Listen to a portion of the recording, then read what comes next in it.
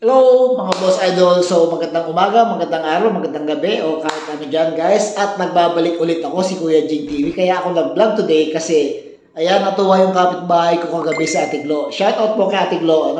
At nasarap pa siya at paano ko daw siya niluto. So papakita ko sa inyo guys kung paano ko siya niluto guys. At ito nadaanan ko kasi isang bunga lang naman siyang gayang kalaki at parang tingin ko ay sariyo.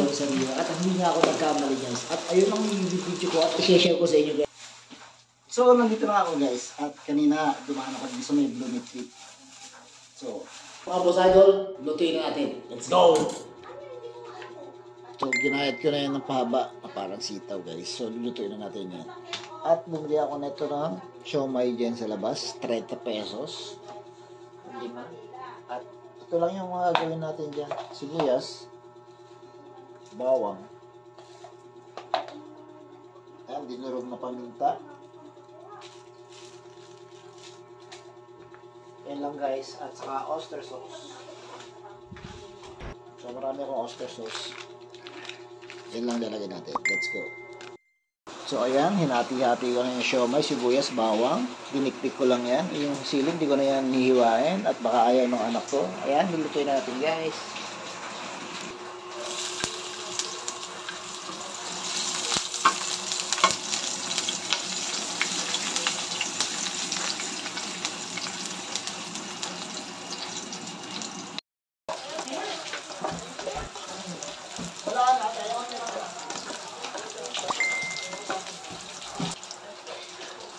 Natin yung dito ang siomay. Ayan.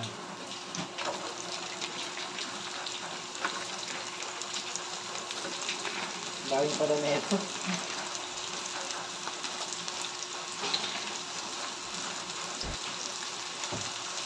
Pwede natin yan ang paminta.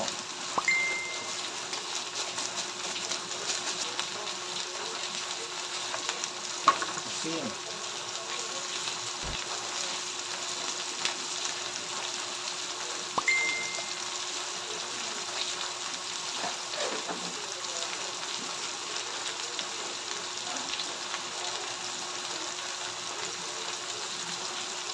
Siguro dalawang oyster sauce lagay ko.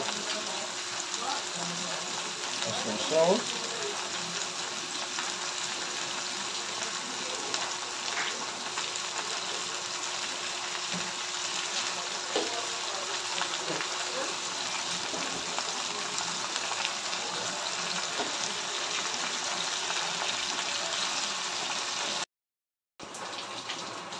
Okay na, patayin na natin yan.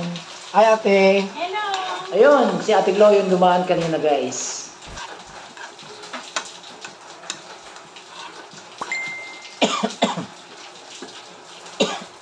Grabe, manghang pa rin siya kahit hindi ko nahiwa-hiwa yung sili. Kain na tayo guys. Buksan natin kasi baka overcook. Kain na tayo guys. Sarap! So, naubos ko na guys yung kanin at yung ulam. Sarap. So, simple lang. Subukan nyo to guys. So, thank you for watching. See you on my next video. Bye!